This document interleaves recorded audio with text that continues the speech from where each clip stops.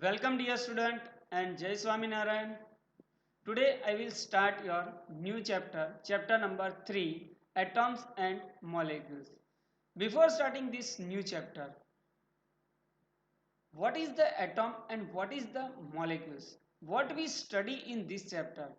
So we will study in this chapter atoms, molecules, how the molecules are made up of the atoms, what are the different types of the atoms used to made a different types of the molecules, right? Because every object is made up of the matter, right? And matter is made up of the molecules, molecules are made up of the atoms, right? And what are the structure of the atoms, that we will discuss in the next chapter, right? So in this chapter, atoms and the molecules, we will discuss about the what do you mean by the atoms.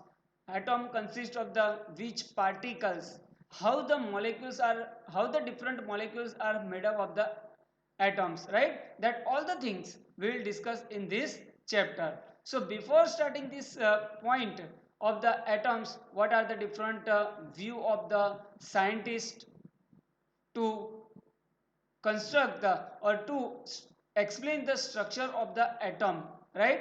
We will discuss these things, right? And then after we will understand about a main atomic structure of the atoms, right? What is the structure of the atoms, what are the different types of the atoms we use, right? That all the things we will discuss in this chapter, right? So dear student, let us start with the some brief history to know the structure of the atoms, right? Around the 500 BC, an Indian philosopher Maharishi Kannada postulated that if we go on dividing a matter that means any object, padarth, right? So if we go dividing any object, we shall get a smaller and smaller particles, right? Ultimately, a time will come when we shall come across the smallest particle beyond which further division will not possible, right? So Indian philosopher Maharishi Kannada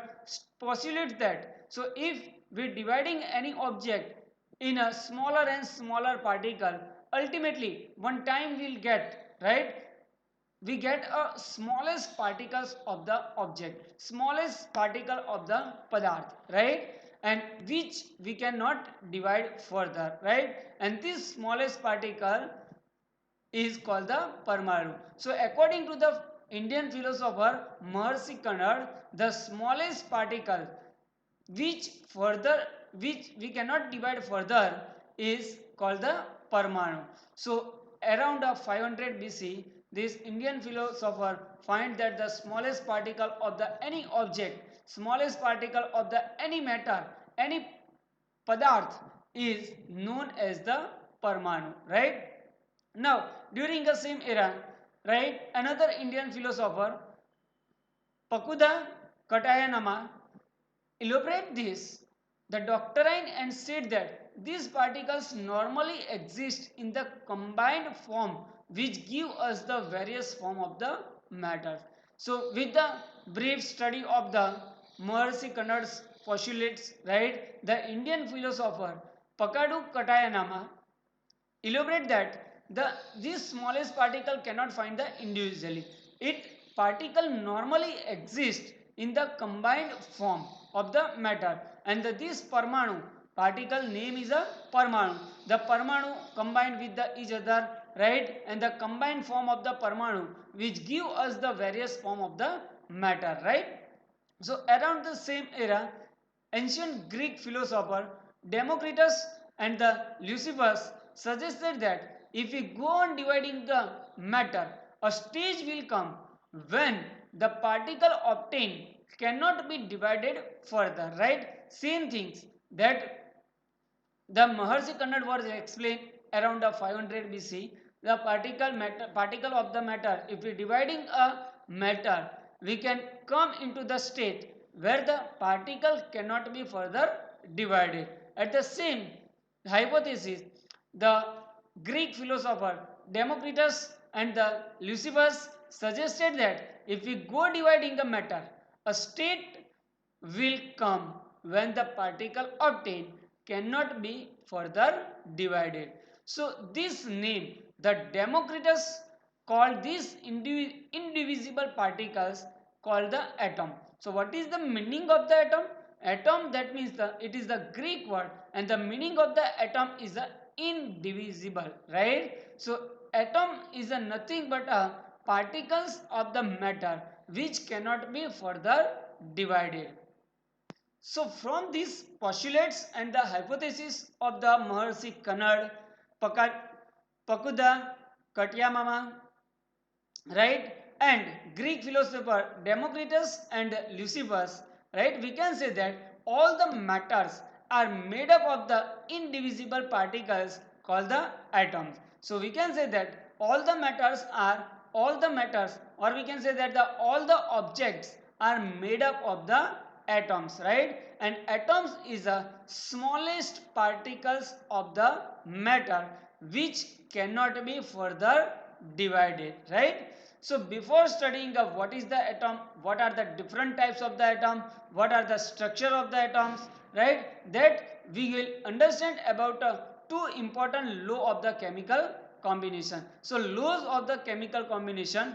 So according to the scientists, there are two important laws of the chemical combination. First is the law of conservation of the mass, and second one is the law of conservation of the constant proportion, or we can say that the law of constant proportion, right? So dear student, let us understand that the law of conservation of mass with the help of the one activity number 3.1. This activity given in your textbook also, right? So let us understand the law of conservation of the mass with the help of the activity number 3.1.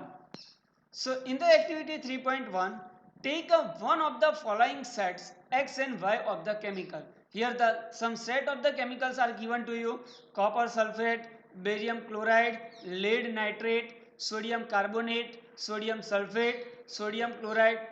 So take the two chemicals from these sets, right?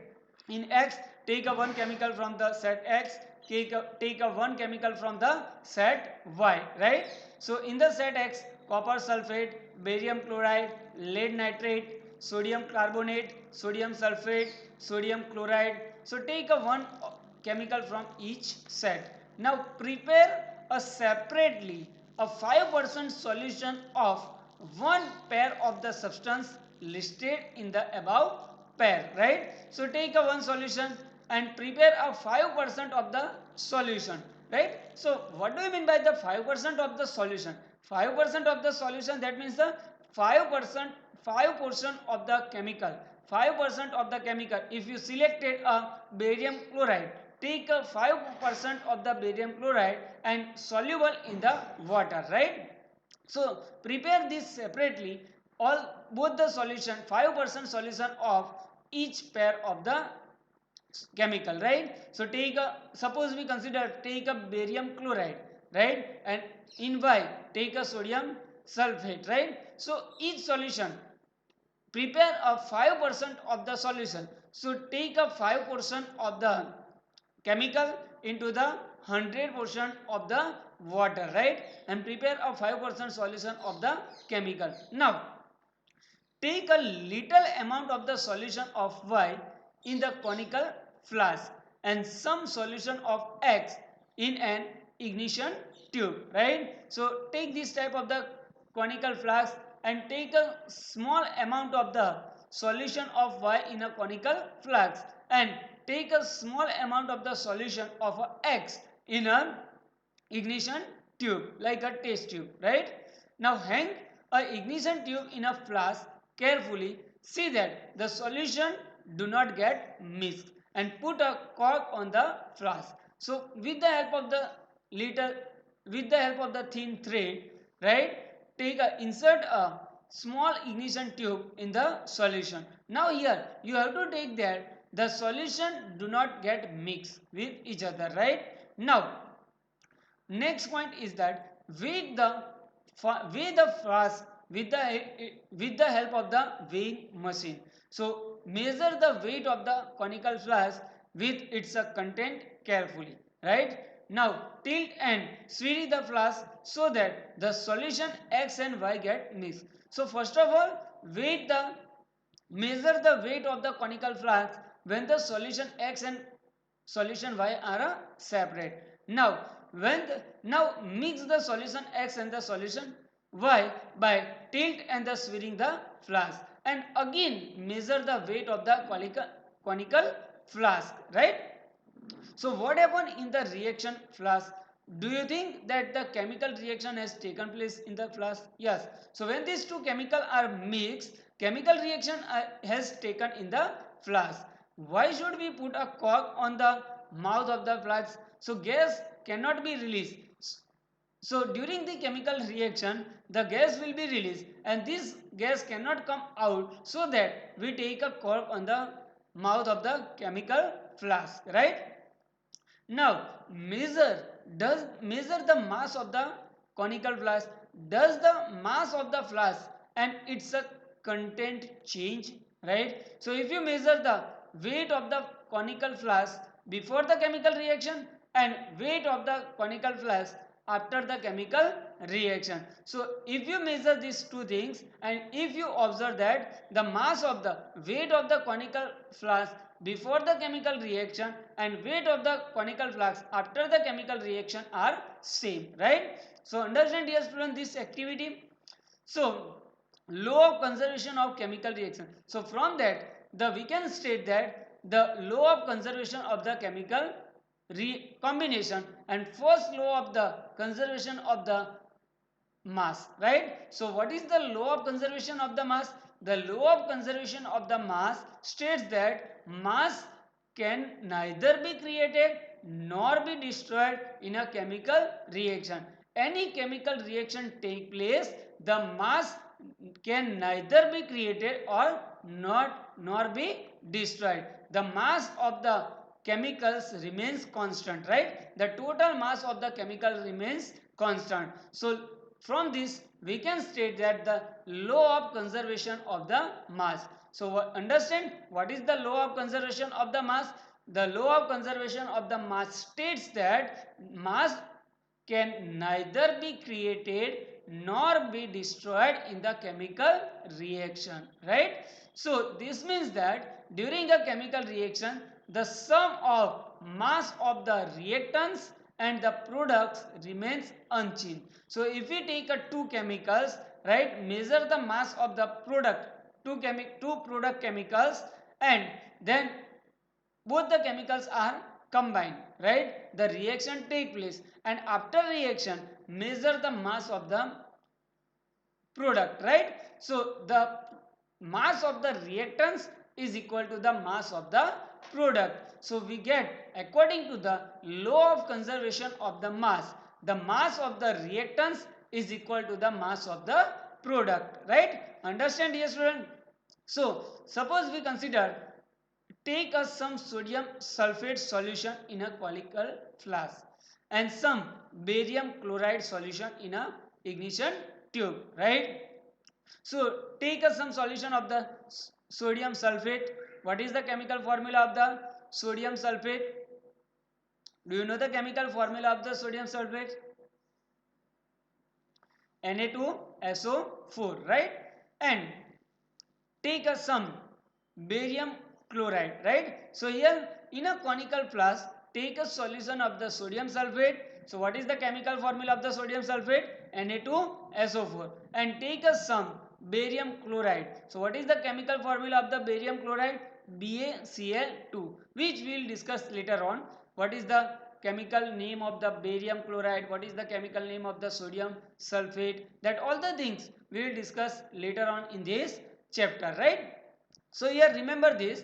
So measure the mass of the sodium chloride Na2SO4 and measure the mass of the barium chloride BaCl2, right, with the help of the weighing machine. So as in the figure indicates that the mass of this all the combination is a 300.23 gram, right? Now mix. Now hang the ignition tube in the flask by a thread and put a cork on the flask. Find the mass of the flask on the balance, right? So we get a mass of the total combination of all the things is 300.23 gram. Say, right? Approximately. Now tilt and tilt the flask so that the both the chemicals sodium sulfate and the barium chloride get mixed, right? And the chemical reaction take place. So a chemical reaction take place and the sodium chloride and the barium sulfate are formed. Then find the mass of the flask again, right? So after chemical reaction take place, find the mass of the sodium chloride. So here during the chemical reaction of the sodium sulfate and the barium chloride, we get a product as a barium sulfate, that is the white, right? And sodium chloride, NaCl, solution of the sodium chloride. So after this chemical reaction, find the mass of the flask again. So it will be seen that the sum of the mass of the reactants and the product remains unchanged. So after chemical reaction, we get the same mass. So the law of conservation of the mass states that mass can neither be created nor be destroyed during a chemical reaction, right? This means that a chemical reaction, during a chemical reaction, the sum of the mass of the reactants, that is here the reactants is a barium chloride and Na2SO4. So sum of the mass of the reactants is equal to the sum of the mass of the product. So here the product is the BaSO4 and NaCl, right? So understand, dear student, first law of the chemical combination, that is the law of conservation of mass. So now, dear student, second law of chemical combination is a law of constant proportion. So now, dear student, what is the law of constant proportion? The law of constant proportion states that in a chemical compound, the elements are always present in a definite portion of the mass, right? So law of constant proportion states that in any chemical compounds, the elements are present and these elements are always in a proportion by its mass.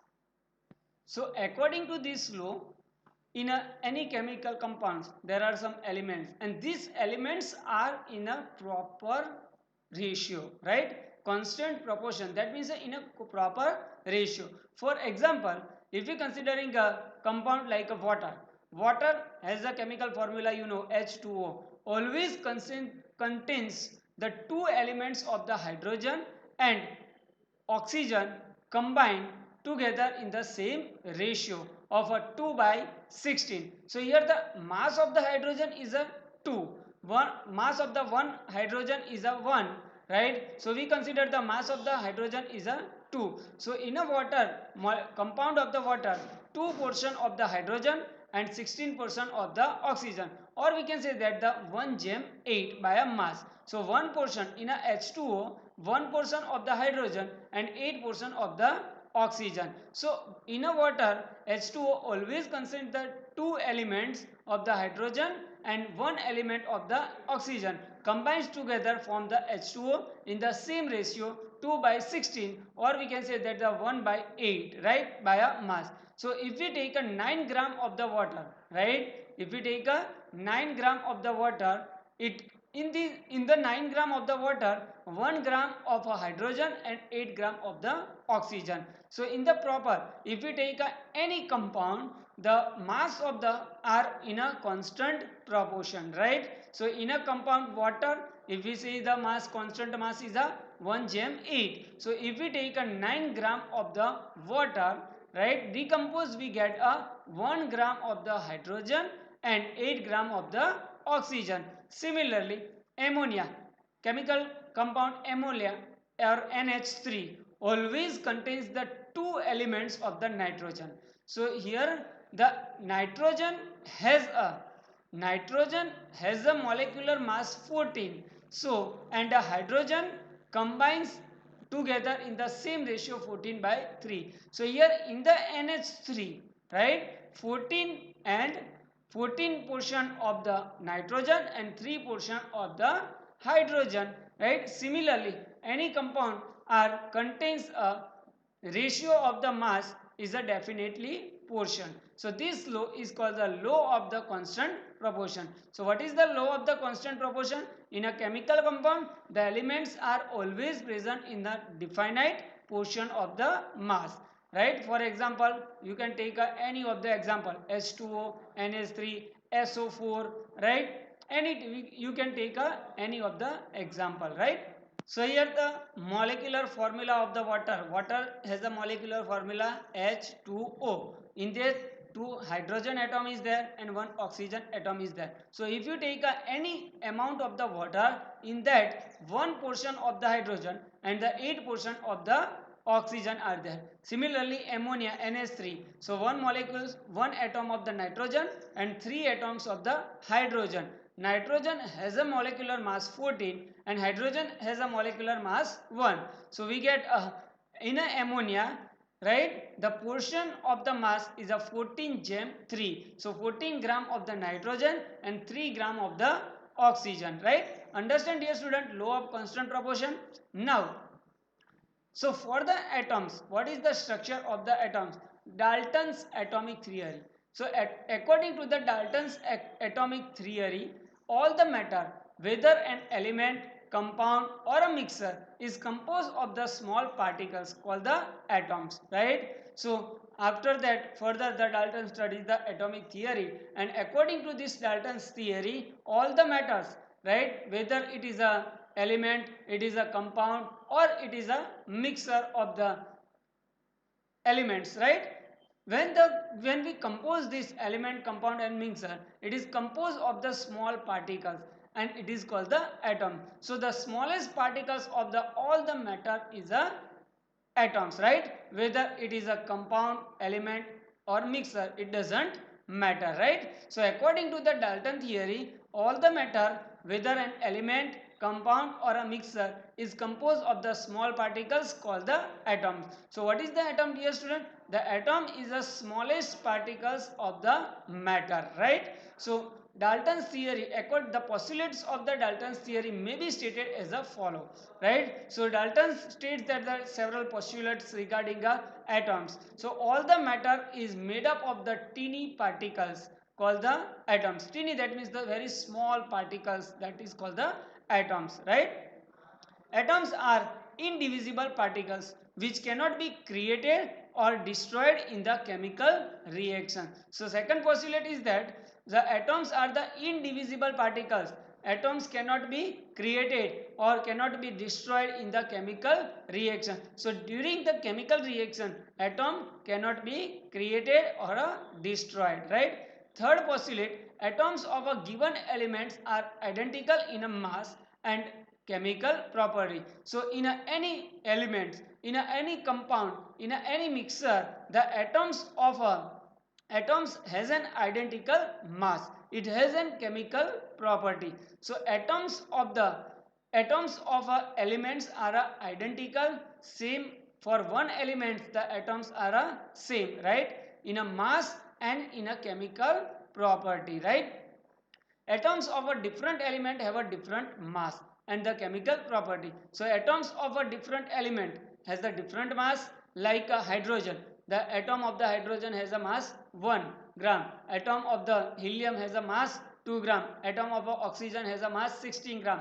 Atom of nitrogen of a mass 14, right? So the atoms of the different element has a different mass and they have a different chemical property, right? Fifth postulate is that atoms combines in the ratio of the small whole number to form a compound. So this postulate is similar to the postulate of the law of constant proportion.